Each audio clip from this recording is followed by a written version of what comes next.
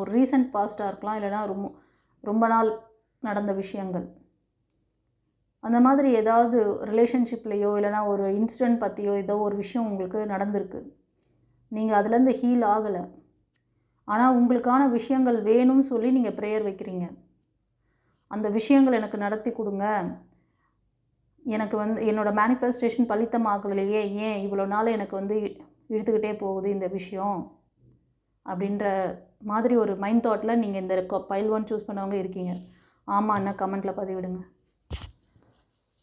உங்களுக்கான சில இந்த பிளாக்கேஜஸ்லாம் இருக்குது. அந்த பிளாக்கேஜஸை நீங்கள் கிளியர் பண்ணிட்டீங்கன்னா you are ready for the blessings. ஓகேவா? உங்களுக்கு பிளஸ்ஸிங்ஸ் ரெடியாக இருக்குது. ஆனால் உங்களுக்கான அந்த விஷயங்களை என்ன தடுக்குதுன்னா, உங்களுக்கான அந்த பிளாக்கேஜஸ் உங்களோட ஆழ்ம